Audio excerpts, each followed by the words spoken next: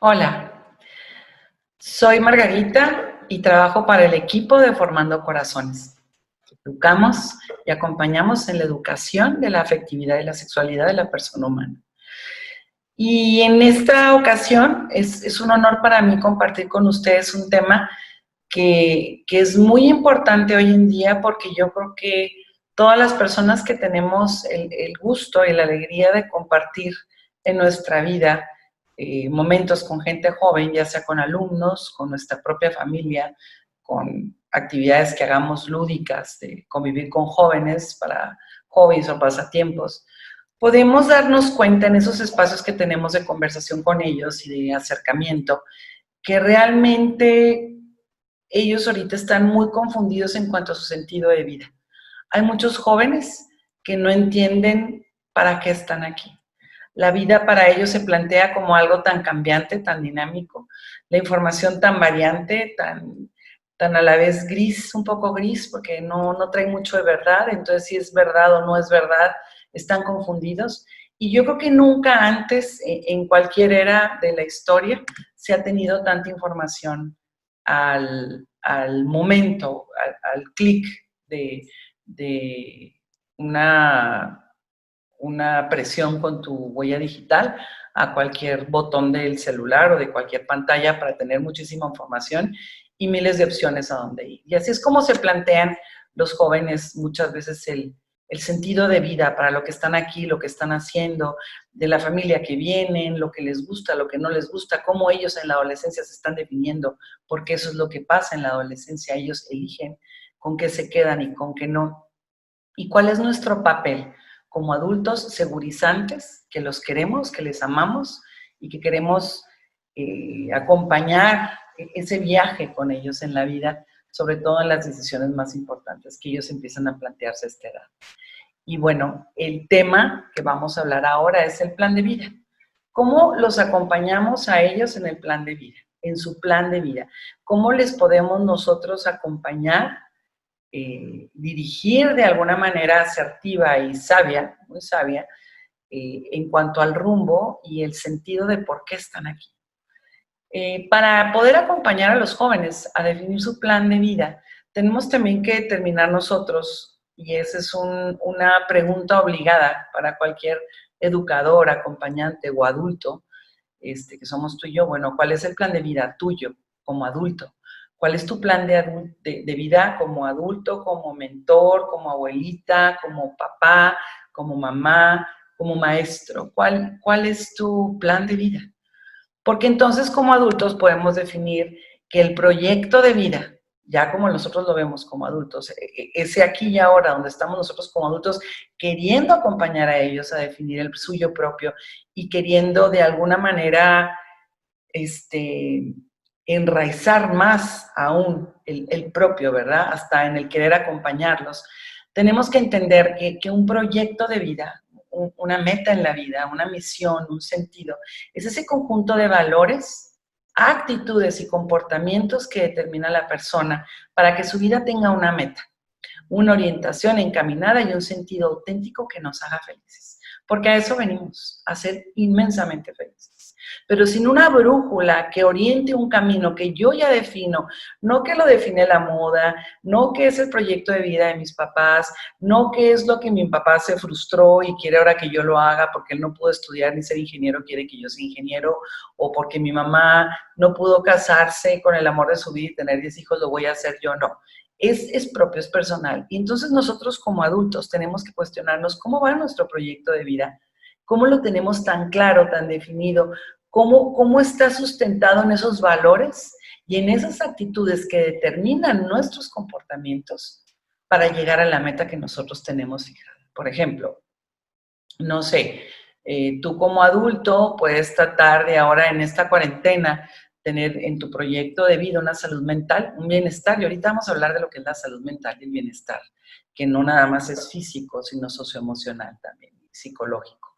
Pero entonces para eso yo ya entiendo que tengo que trabajar con los recursos que puedo trabajar, de la forma en que puedo trabajar, disfrutar la forma en que voy a trabajar, no quejarme que estoy encerrado desde marzo y qué voy a hacer ahora, sino más bien tomar lo mejor de la vida con actitud, defender mis valores para que me lleve a la meta y encaminen esos comportamientos y esas conductas a lo que yo quiero hacer. Yo quiero ser una figura segurizante para mis hijos, para mis alumnos, quiero divertirme mucho en el proceso, quiero ser feliz, quiero tener salud mental, física, espiritual, entonces salgo a caminar, leo buenos libros, hago meditación, estoy en contacto con mi espíritu, con lo que yo tengo dentro de mi materia, con lo que trasciende para mí, con mi sentido de vida trascendental.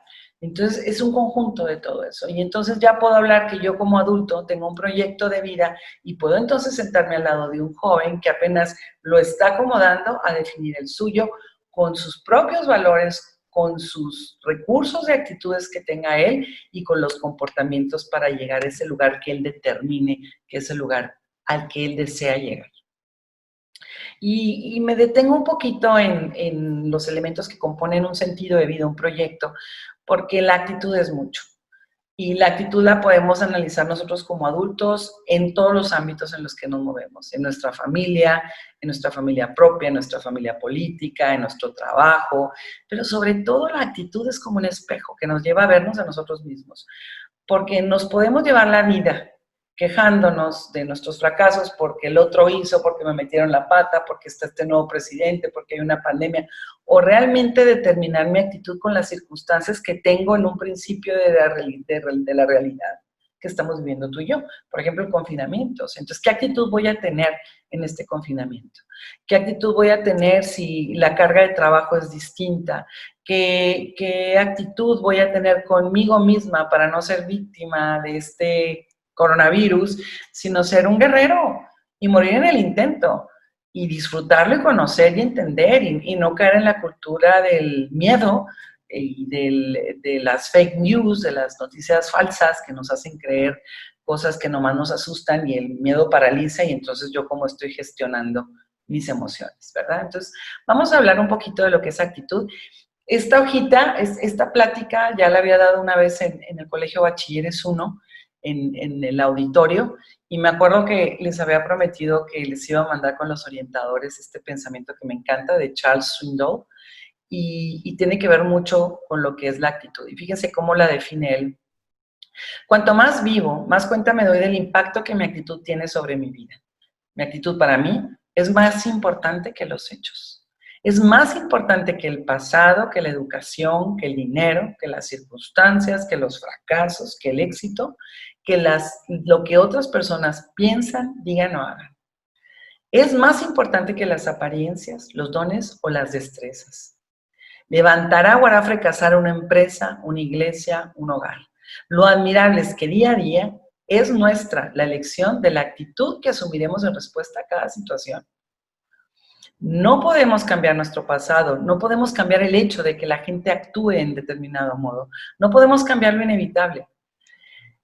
No podemos cambiar lo inevitable, lo único que podemos hacer es tocar la única cuerda que tenemos y esa es nuestra actitud.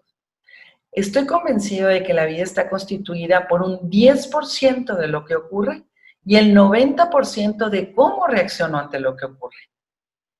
Y así también es contigo. En todo momento somos responsables por nuestra actitud. En efecto, nuestra manera de ser depende enteramente de nuestra actitud.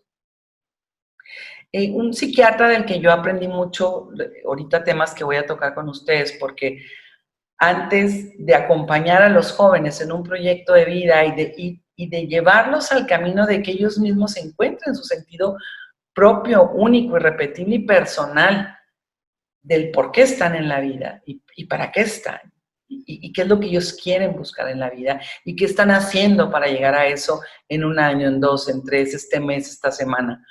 Antes de eso, es muy importante que nosotros nos miremos de nuevo en el espejo como educadores y como acompañantes para ver cómo están nuestros vínculos con ellos, porque los vínculos son los que van a determinar que ese acompañamiento con ellos sea positivo, proactivo, constructivo. Y de esos vínculos depende mucho también cómo yo he manejado mis carencias. Y ese es un tema que vamos a ver más adelante. Eso es lo que vi con un gran amigo y un psiquiatra infantil y de la adolescencia al que admiro mucho, que es el doctor Gregorio Katz-Gus, es judío, Y me acuerdo que él me decía mucho, hablando de actitud, me decía, Margarita, es que la inteligencia no es sacarte un 10 en un examen. La inteligencia no se mide porque tengas la mención honorífica de tu generación. La inteligencia no es determinada porque acabes el maratón de la inteligencia, de los conceptos intelectuales más pronto que cualquiera de los otros competidores. La inteligencia finalmente se determina cuando un ser humano se adapta a los cambios. Ese es el ser humano inteligente. La persona que ante circunstancias cambiantes, que siempre la vida es cambio, que siempre están cambiando, nos adaptamos en lugar de quejarnos, de lamentarnos, de hacer nuestro berrinche, meter la cabeza así como las avestruces en la tierra, la enterramos, sino sacar la casta y decir, bueno, plan B, plan C, plan D, ¿qué voy a hacer? Entonces, de eso habla mucho la actitud. ¿Cómo respondemos ante los cambios, ante los retos? Somos de esa típica persona que está culpando a los demás. ¿Qué es lo que los jóvenes oyen de nosotros como maestros, como padres de familia, como educadores? ¿Qué escuchan en la mesa de nuestra familia política, nuestros hermanos? Una persona que se está queje, echándole la culpa a todo mundo, una persona que siempre se está quejando de su trabajo, que siempre está señalando las cosas negativas de los demás, o una persona que le faltan 24 horas al día para ver las maravillas de las que está compuesta la vida. ¡Qué maravilla! Empieza a hacer frío. ¡Wow! Ya viste, hemos visto los cambios de estaciones en una pausa que nos ha obligado a estar más pausados y no tan acelerados para disfrutar más la vida, para aprender a conocernos más, para tener la tranquilidad de estar más sentados observando a los demás y dándonos a los demás en tiempo y en escucha. Una pausa que a lo mejor nos ha ayudado a validar las emociones y las circunstancias ajenas en lugar de calificarlas y juzgarlas. Y una pausa que a lo mejor también me ha hecho más solidario con las necesidades de los demás y las mías mismas. Entonces, de eso se habla cuando hablamos de actitud. Y podemos empezar por preguntarnos, ¿para qué es la vida? ¿Para qué es la vida? Para ti como adulto, estamos hablando de proyecto de vida, estamos hablando de cómo vamos a acompañar a los jóvenes en su proyecto de vida, a encontrarlo, a ser fiel a él y muy feliz en el intento. Pues, para eso tenemos que determinar primero, ¿para qué es la vida? ¿Para qué es la vida para mí como adulto? ¿Para qué es la vida para ellos? Y hacerse la pregunta, ¿y tú para qué crees que tienes la vida? ¿Para qué es la vida? ¿Será la vida para quejarse? ¿Será la vida para lamentarse? ¿Será la vida para quejarse? ¿Será la vida para crearte necesidades que no puedes satisfacer? O finalmente la vida es para disfrutarse, para ser feliz, para poder disfrutar de los sentidos que tienes y de las oportunidades que la vida te da y empezar a ver tu pasto verde en lugar del vecino. ¿Para qué es la vida? Y bueno, pues la vida es más que nada para estar bien, para tener un bienestar y una salud. Pero la salud, como nos la define la Organización Mundial de la Salud, es un estado de completo bienestar, no nada más físico, es también mental y social con los otros, en relación a los otros. No solamente la ausencia de afecciones o enfermedades. Para eso es la vida, para estar bien, bienestar, para bienestar física, mental y socialmente en mi entorno. La salud mental se define como un estado de bienestar en el cual el individuo es consciente de sus propias capacidades, puede afrontar las tensiones normales de la vida, puede trabajar de forma productiva y es capaz de hacer una contribución a la comunidad en el intento. Fíjense, o sea, esa es toda la capacidad que tenemos y a veces no la vemos. Queremos que los demás nos resuelvan los problemas y nosotros también, esas son las pláticas que escuchan a veces nuestros alumnos, nuestra pareja, nuestros hijos, y en lugar de ver mis capacidades y que en mis capacidades está el suficiente dote para resolver mis circunstancias. Nadie está obligado a resolverme las cosas, porque si no, pues qué poquito valgo. Y a veces menospreciamos las capacidades que tenemos nosotros para resolver, para ser esas personas inteligentes de las que habla el doctor Katz. Esa persona que se adapta a los cambios y responde. Porque finalmente, papás, maestros, la fortaleza no nada más es una virtud primaria, cardinal. Hay 4 virtudes humanas, son humanas, de toda persona humana, definida antropológicamente como una persona única, irrepetible, con libertad y capaz de amar y ser amada. Entonces, esa persona libre tiene virtudes humanas, tiene esa capacidad, es el motor, es como las llantas que trae el coche, como los engranes que tiene el motor, o sea, la persona humana lo tiene. Tú y yo tenemos esas virtudes latentes, que las ejercitemos o no, pues está como el maratón del 8K, del Oxxo, ¿verdad? O sea, no lo puedo correr si nunca di una vuelta a la deportiva, pero si practico las virtudes, que es repetición de actos en positivo, que se vuelven hábitos, lo logro. Y esta vez estoy hablando de la virtud de la fortaleza. La fortaleza es una de las 4 virtudes cardinales por cardio, corazón, de donde nacen todas.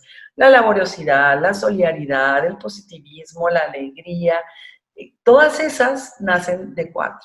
Y una de ellas es la fortaleza, templanza, justicia y prudencia. La fortaleza es la capacidad que tenemos como seres humanos, no nada más de resistir los golpes, sino de acometer. Me caigo, me levanto y le sigo a lo que voy, porque estamos hablando de proyecto de vida. ¿Qué tan fiel soy a mi proyecto de vida ante adversidades? ¿Qué tan fiel he sido a mi proyecto de vida estos 10 meses que llevo encerrado desde marzo en una contingencia que es mundial? ¿Y cuál es mi actitud y mi salud mental y emocional y psicosocial para estar con los demás de una manera positiva? En primer lugar, para mí mismo. Y bueno, para poder tener un plan de vida completo, tenemos como que 3 ingredientes que tenemos que reafirmar nosotros como adultos para poder cotejarlos con los jóvenes que acompañamos en su propio proyecto de vida. Pero aquí es como un espejo. Yo no puedo acompañar a jóvenes como maestro, como padre de familia, como tutor, como amigo adulto, a un joven que está en la plena construcción de su vida, su destino y su proyecto, si ni siquiera tengo el mío definido, si ni siquiera confío en el mío, si yo mismo como adulto, como figura segurizante que debo ser, me boicoteo, me exijo mucho, me culpo y traigo mis perros muertos, ¿verdad? Que no he resuelto. Entonces, primero tengo que empezar yo. Es como hablar de responsabilidad. Antes de hablar con los jóvenes de responsabilidad, ¿qué tan responsable soy yo como adulto? Antes de hablar de positivismo con los jóvenes, ¿qué tan positivo soy yo como adulto? Porque todo eso se desprende. Hoy fui a una reunión en una comunidad y me encantó porque entró una amiga y no le he podido decir todavía porque no me ha alcanzado el horario, las horas, pero Dios mío, desde que la vi entrar con esa sonrisa, con esa energía positiva y se sentó en la reunión, dije, wow, ya empezó el día, qué padre, va a salir algo bueno. Entonces, ¿cuál es esa presencia que nosotros como adultos tenemos ante los jóvenes? Positiva, alegre, que no se queja, proactiva, acomedida, que quiere ayudar, que quiere cooperar, que no señala. Para eso es como un caldo de pollo con verduras en este tiempo de inviernito que ya se avecina. Las verduras, el arroz y el pollo, ¿no? Pues ese es el propósito, el sentido de vida y la autenticidad para tener un buen plan de vida. Primero tengo que tener un propósito y ese propósito lo voy a descubrir conociéndome bien. Y ese lo voy a determinar descubriendo quién soy. ¿Cuál es mi propósito como adulto en la vida? Y para que el joven lo entienda, tiene que conocerse para saber realmente cuál es su propósito. Porque, por ejemplo, si mi propósito de Margarita es cantar en una ópera, pues estoy muy mal, no me conozco, porque canto horrible. Yo tengo otras capacidades, me gusta leer, soy buena para la redacción, me gusta estudiar, dar capacitaciones, trabajar con padres de familia, pero la cantada no se me da. Entonces, tengo que tener ese conocimiento para encontrar mi propósito. Debo de tener como segundo ingrediente un sentido de vida, que es esa respuesta a lo que la vida nos va dando en cada momento. Tienes que tener un sentido de vida para estar ahorita después de marzo parado enfrente, oyendo esta plática, queriendo ser mejor papá, mejor educador, mejor coach con los jóvenes y con la sociedad, porque los jóvenes son la sociedad futura. Nosotros los padres de familia, los educadores, los maestros que trabajamos con los chavos de prepa, de secundaria, somos esa voz que va a alcanzar el futuro, porque ellos nos están escuchando y más que nada nos están viendo. Entonces, ese sentido de vida es la respuesta que me está demandando de mi actitud, de mi comportamiento, de mis conductas, a lo que la vida me está demandando ahorita. Y la autenticidad de ser lo que somos, ser una unidad de vida. No decir, sí, yo soy bien positivo, me la paso así malhumorado, criticando, quejándome, o sea, sino realmente ser auténticos. O sea, y yo creo que nada en la vida nosotros como adultos nos deja tanto como la autenticidad. Y eso es lo que nos va a llevar a un plan de vida. Plan que voy a hacer con la claridad de mis metas en la vida y el reconocimiento de mis dones. Tenemos que ser muy justos para identificar que tenemos fortalezas y enseñarles a los jóvenes a identificar las suyas. Porque nuestras fortalezas, papás, maestros, están al servicio nuestro y de nuestra comunidad. No se pueden enterrar y dejarse guardados. Son para repartir, porque en el repartir está el recibir. Entre más nos conozcamos, más nos valoramos y más auténticos somos. Porque yo no puedo ser lo que yo no soy. Las personas no logramos el éxito corrigiendo debilidades, eso nos desgasta mucho. Sí hay que trabajar en nuestros defectos dominantes, tratar de ser puntuales, tratar de ser positivos, tratar de no hablar mal de la gente, tratar de ser solidarios, cooperadores, ser los primeros que se ofrecen, amables, generosos, pero más que eso, vamos a ir potenciando esas fortalezas y para potenciarlas tengo que saber cuáles son, porque todos tenemos muchas fortalezas. Para ese autoconocimiento nos sirven estas preguntas. Por ejemplo, ¿qué me haría orgulloso de mí mismo? Y hacérmelas yo como adulto acompañante y llevar a los jóvenes a que se lo pregunten. ¿Qué es lo que se te ha dado? ¿Cuál es tu mejor versión? ¿Y cuál es mi mejor versión como adulto educador? ¿Qué me apasiona? ¿Cuáles son mis herramientas? Todos tenemos una caja de herramientas. Todos venimos a este mundo con una caja de herramientas. Y es esa capacidad de resolver cosas, que también es única, como las huellas digitales de nuestras manos. Única, irrepetible, libre, con inteligencia y voluntad. Entonces, ¿cuáles son esas herramientas? Sé hablar en público, sé pedir favores, sé ayudar, se me dan las manualidades, se me dan bien las relaciones públicas, soy introvertido pero muy intelectual y muy programado, puedo organizar planes y llevarnos también ya pasó el 30 de abril, el Día del Niño, pero llevarnos también a ese niño interno que todos tenemos y los jóvenes también, ¿qué amábamos hacer a los 7 y 8 años? Y retomarlo. A lo mejor, si lo que más te encantaba era andar en bicicleta, andar en el aire fresco, pues agarra, pídele al vecino una bicicleta y vuelve a tomar eso para que te conectes contigo mismo a esa inocencia y esas ganas, de esa alegría de vivir que tenías entonces para lograr las metas y poner en ejercicio toda esa caja de herramientas que tenemos. Las inteligencias son múltiples, hay muchos libros, hay uno de Gardner que me gusta muchísimo, se los comparto por medio de la coordinación administrativa del Colegio Bachilleres, pero tenemos que entender que no nada más es una inteligencia o dos, o yo soy inteligente y todo, todos somos inteligentes.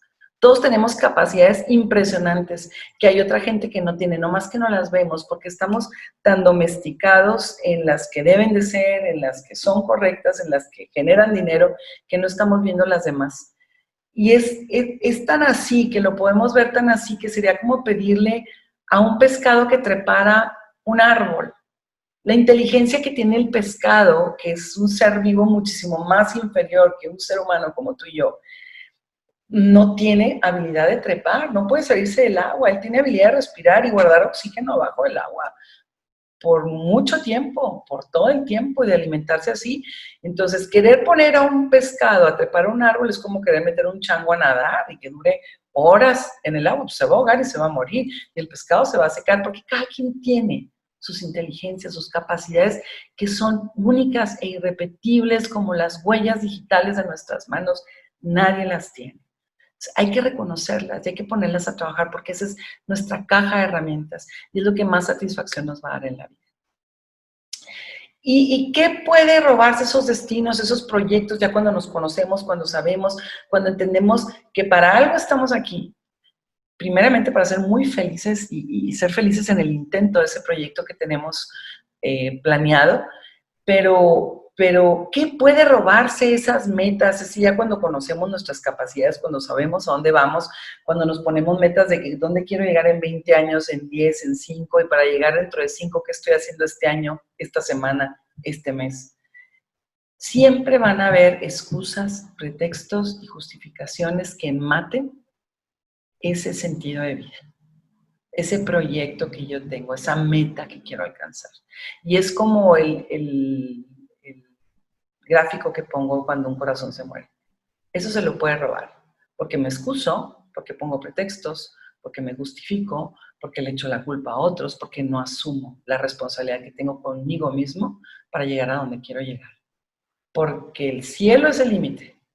Todos podemos alcanzar lo que nos propongamos porque somos personas únicas, irrepetibles, libres, con inteligencia y voluntad. Que podemos alcanzar lo que nos propongamos. Y bueno, para llegar a este proyecto de vida, que ellos lo determinen y yo afianzar el mío, tengo que entender que las relaciones entre padres y los hijos son muy importantes. Esos son los vínculos. Y somos seres sociales todos por naturaleza. Ese vínculo tiene que estar fuerte para que yo a los muchachos los pueda acompañar en esta odisea de lograr su proyecto de vida. Necesitamos vínculos sanos y fuertes, estableciendo una relación donde los hijos se puedan educar efectivamente para alcanzar su máximo potencial. Y eso lo vamos a hacer validando su realidad, escuchando más que hablando y haciéndoles preguntas poderosas. Es bueno que los padres confiemos en nuestros hijos, sepamos perdonarlos porque tuvimos la edad y porque no podemos entender la intención. Nadie juzga intenciones, solo podemos ver el acto.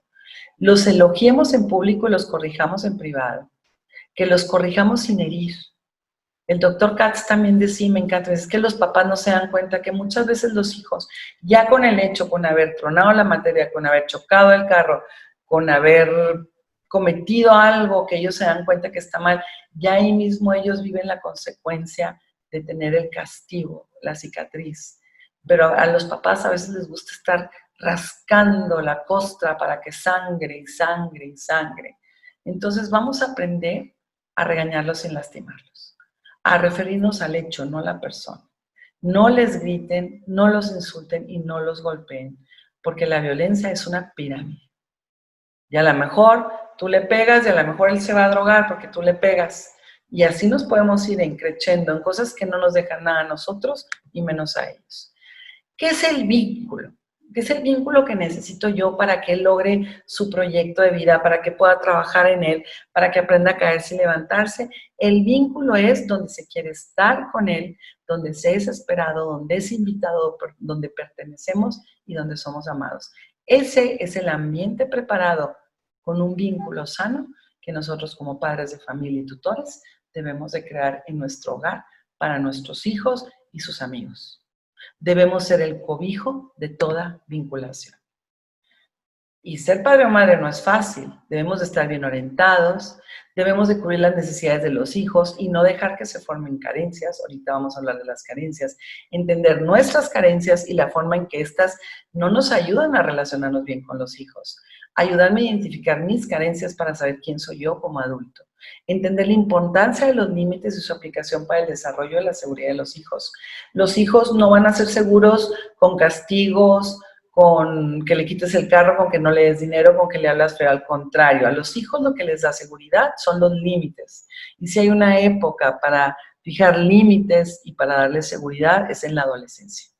Entonces, no es con regaños, no es con críticas, no es con etiquetas, no es con amenazas, es con un límite que se cumpla y que a ti sinceramente te dé lástima que haya elegido esa consecuencia. Pero ni modo, se va a cumplir. Y eso es lo que los va a dar, a ellos les va a dar seguridad. Lograr un manejo eficiente de la frustración cuando exploten su conducta.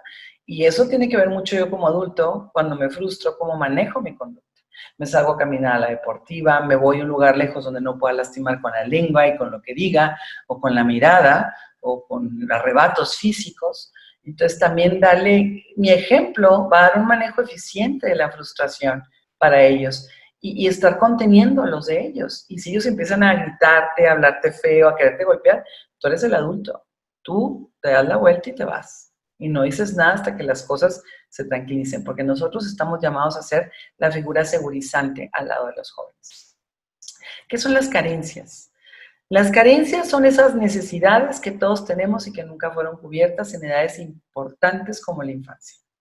Todos tenemos carencias, todos los adultos tenemos carencias, y esas son las que aúllan en ciertas actitudes de nuestros hijos o de nuestra pareja, y por eso decimos, válgame, ¿por qué reaccioné tan feo con esto? Pues ni que hubiera sido tan grave, porque me está lastimando una carencia. Hay una necesidad que yo tengo en mi personalidad, en mi corazón, en mi mente, en mi vida, que no fue cubierta cuando yo la necesité.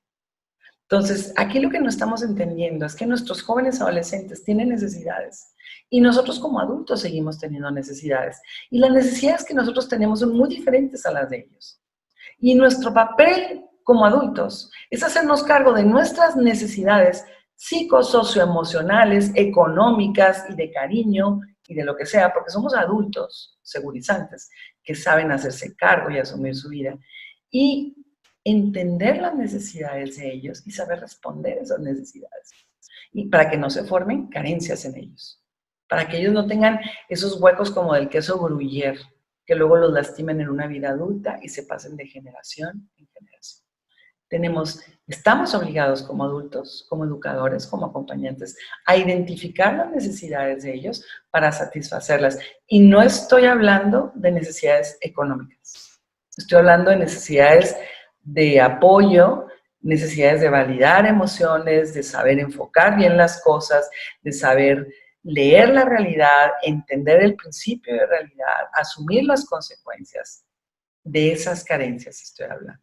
Es todo un tema el de carencias, lo toqué muy someramente, pero es nada más importante recordar que una carencia está compuesta por las necesidades que no fueron cubiertas en la infancia y en la niñez, se manifiestan en nuestras conductas como adultos y se transmiten estas carencias por palabras, mensajes, frases y ausencias.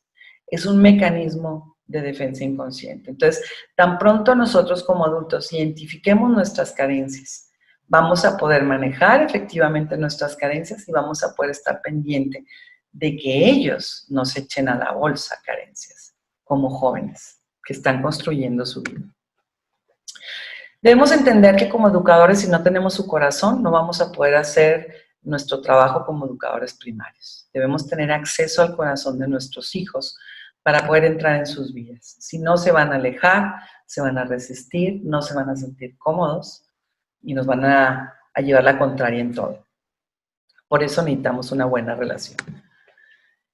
Y no es que puedo hacer como papá, sino cómo debo ser. Debo ser esa persona que sabe escuchar, que es positiva, que es amable, que ve sin juzgar, que no emite juicios, que no juzga intenciones, sino que juzga los hechos y los menciona sin juzgarlos. Tenemos que aprender a cubrir las necesidades de ese hijo en particular y cada hijo es diferente. Cada hijo necesita cosas distintas.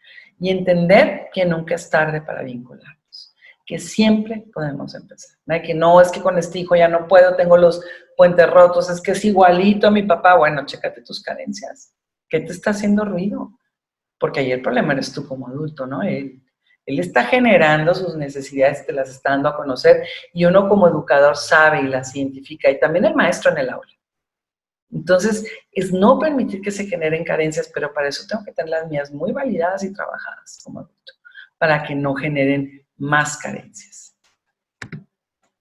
Un hijo es un ser que se nos fue prestado para hacer un curso intensivo de cómo amar a alguien más que a nosotros mismos, de cómo cambiar nuestros peores defectos para darles los mejores ejemplos y a nosotros para aprender a tener coraje. Ese es de José Saramago, uno de los grandes escritores que hemos tenido en la historia, Premio Nobel de Literatura. El mundo será lo que hacemos de él, nuestra vida será lo que hacemos de ella. La vida te da las opciones y nosotros tomamos las decisiones. Un principio de realidad básico para cerrar este tema es que la persona se construye a través de sus actos. Yo puedo pensar que soy muy positiva, muy buena, muy compartida, pero mis actos me definen si realmente me preocupo por mi familia, porque yo me lo puedo creer y lo puedo decir, pero mis actos no demuestran que me preocupo por mi familia, que soy una persona comprometida, que soy una persona solidaria. Los actos son los que hacen a la persona. Y por último, vamos a ver este video que me gusta mucho de un testimonio de Jordi Sierra.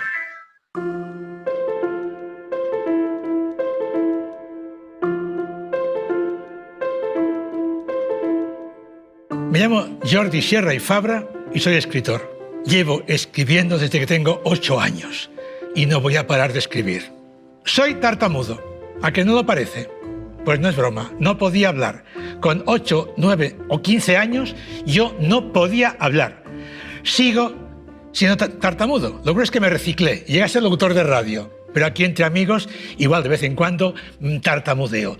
Tenía más problemas cuando era niño. Éramos pobres, televisión en mi casa no había, jugar en la calle no, me podía pillar un coche, estaba siempre en mi casa solo y leyendo. Soy hijo único, además.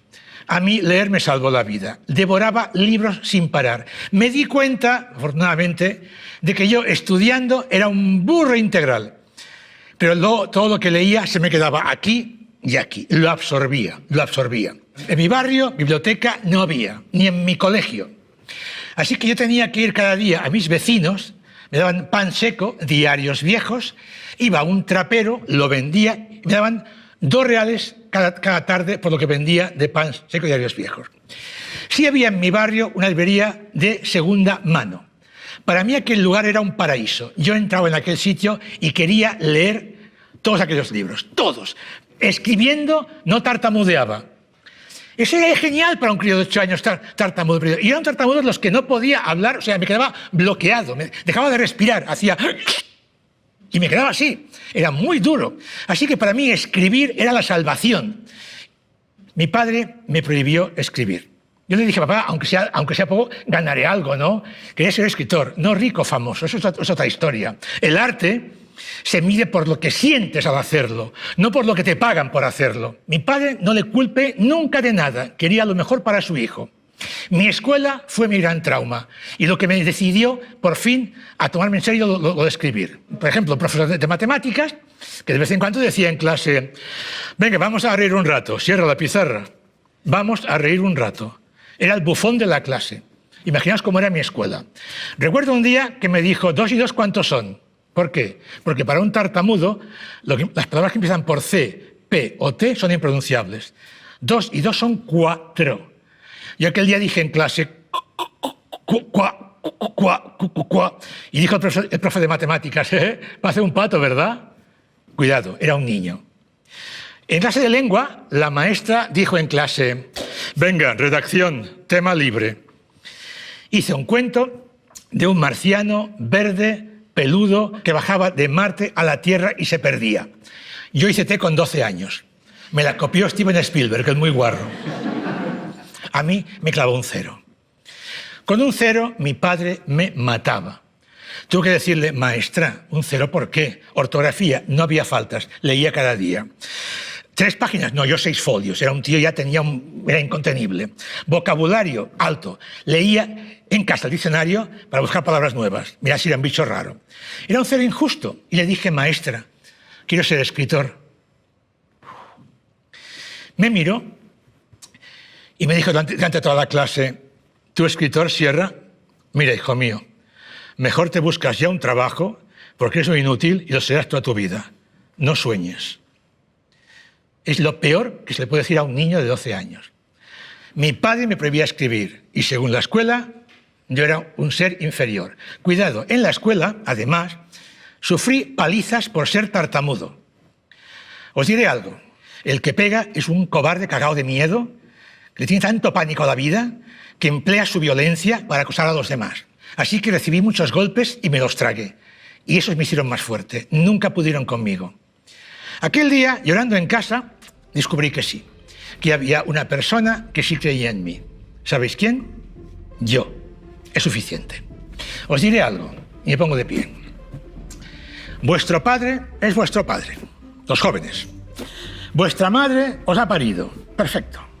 Los profes no son tontos, saben más o menos cómo sois y de qué pie calzáis. Perfecto. Pero cuidado, lo más importante lo sabéis solo vosotros. ¿Y qué es lo más importante? Lo que cada cual tiene aquí dentro y aquí dentro. Esto es vuestra vida, son vuestros sueños. Si estáis seguros de algo, hacedlo. Si creéis en algo, id a por ello. Que no os coman el tarro. Tenéis solo una vida y es corta. Se pasa volando. Haced lo que os gusta. Estoy harto de oír a vuestros padres, los jóvenes, diciéndoos, hijo mío, estudia algo con salida. ¿Qué sois, una autopista o qué? Sed caminos de cabra, id por donde queráis, sed felices. El dinero llega después. Vivimos en un mundo materialista, egoísta, en el que no hay ningún trabajo de hoy en día que dentro de 20 años que os asegure la vida. ¿Qué os va a asegurar la vida? Tener esto abierto, el corazón abierto, el estómago resistente y leer. Absorber la vida como esponja.